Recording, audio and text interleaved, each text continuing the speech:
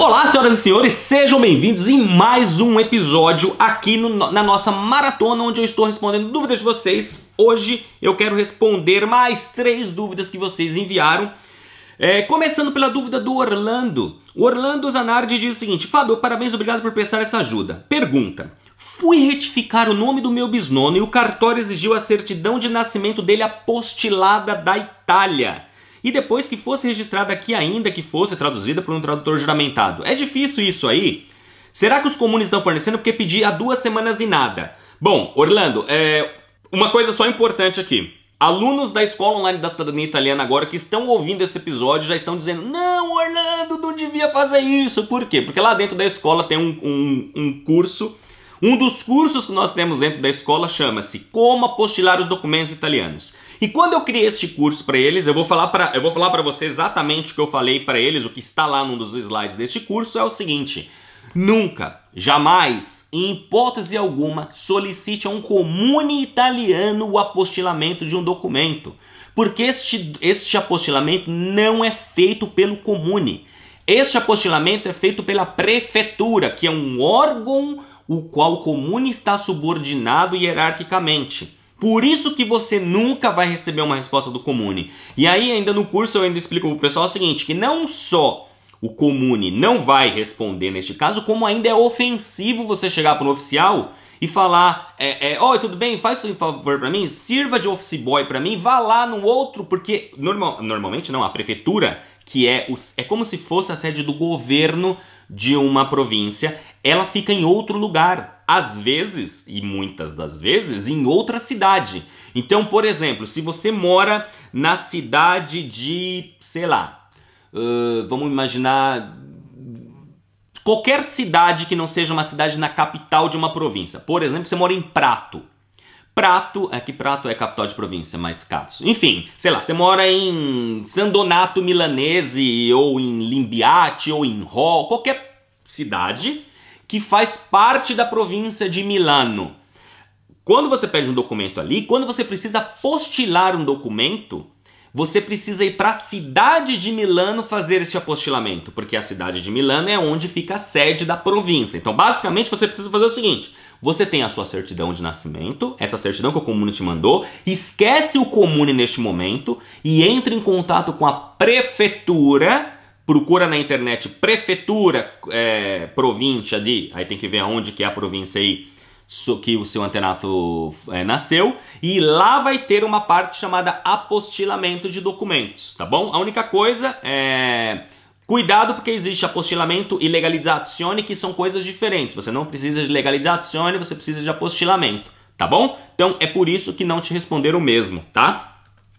Bom, o Daniel responde o seguinte: Fábio, meu tataravô italiano não teve a sua certidão de óbito encontrada no Brasil. Temos apenas as certidões de batismo e casamento emitidas nas paróquias da Itália. Acha que é muito arriscado fazer o processo sem essa certidão? Além disso, meu bisavô brasileiro teve um segundo casamento na certidão de óbito, consta tal. Ou seja, você tem dois documentos faltantes aí na certidão de óbito. Ah, não, consta só da viúva. Não. O seguinte caso, Daniel, não tem problema nenhum o fato de no óbito constar só os dados de da mulher atual ou da segunda mulher, da mulher que ele era casado quando ele morreu, ao invés de ter os dados da sua bisnona, isso não é um problema. Agora, o problema de você vir para a Itália fazer o seu processo sem que você tenha todos os documentos em mãos, no caso, por exemplo, do óbito, é que você passa a contar com a boa vontade de um oficial público em aceitar ou não o seu documento. Embora o óbito não é um documento obrigatório lá da circular K28, da K28, muitos comunes acabam exigindo esse documento. Eu já falei isso aqui no outro episódio anterior. Muitos comunes acabam exigindo esse documento exatamente para não ter dúvidas sobre determinadas práticas, como, por exemplo, eleição da cidadania. Se o antenato não se naturalizou brasileiro, porque no óbito você consegue visualizar essa informação com clareza.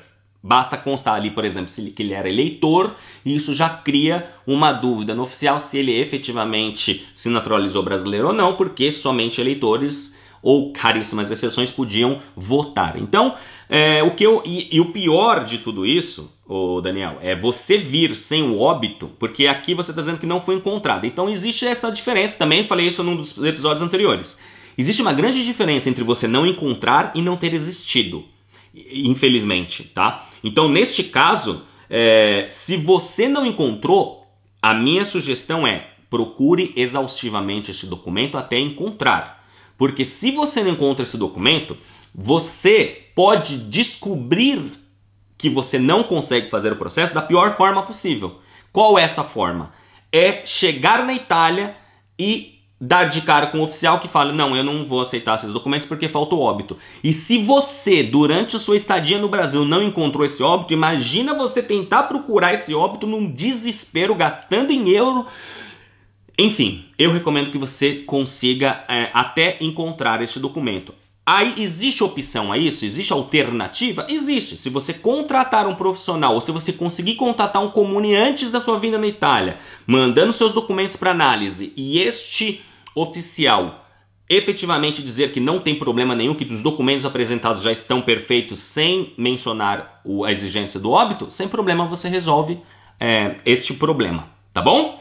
E a última dúvida de hoje é da Lilian. A Lilian pergunta o seguinte: Fábio, com a carta de soggiorno em mãos, eu sou esposa, eu teria o direito de trabalhar em qualquer outro país da União Europeia como o cidadão naturalizado, ou eu deveria fazer a minha cidadania para ter esse direito também? Lilian, você não pode trabalhar em outro país com uma carta de soggiorno. Por quê? Porque cada país da Europa emite o seu visto de permanência. E o visto de permanência ele é válido dentro dei confine, dentro do território do país que ele foi emitido. Então a carta de soggiorno você só consegue utilizá-la dentro da Itália. Se você precisar, você pode até mudar para outro país com o seu marido, uma vez que ele estiver lá registrado, aí cada país tem a sua legislação. Então, via de regra, todos os países europeus dão algum tipo de visto para o cônjuge de cidadão europeu. E cada um tem os seus próprios critérios. Então, por exemplo, se pelo teor da sua pergunta vocês já estão pensando em morar em algum outro país, qual que é a minha recomendação para você? Entre no site do Departamento de Imigração deste país, então vamos pegar, por exemplo, a França. Entre no Departamento de Imigração francês e verifique lá, procure qual é o tipo de visto de permis de séjour para cônjuges de cidadão europeu. Lá vai ter uma lista de procedimentos. Às vezes não vai ter nada, simplesmente se cadastrar em determinado órgão e, enfim, já é prova suficiente, mostrar uma certidão de casamento. O que é importante aqui é que vocês tenham a certidão de casamento de vocês transcrita pelo comune italiano. Como você já tem uma carta de soggiorno em mãos, obviamente você já tem a certidão de casamento transcrita, porque isso era um dos documentos necessários para você solicitar sua carta de soggiorno. Ok? Muito bem, senhoras e senhores, espero ter ajudado mais uma vez. Você já sabe, gostou, clique em gostei. Se não gostou, clique em não gostei. Se você quer se inscrever no podcast, nós estamos neste mês de janeiro. Os podcasts estão sendo todos os dias, mas a partir de fevereiro vai existir uma outra periodicidade. Eles vão ter temas diferentes, vão ser respondendo dúvidas, nós vamos falar sobre outras coisas.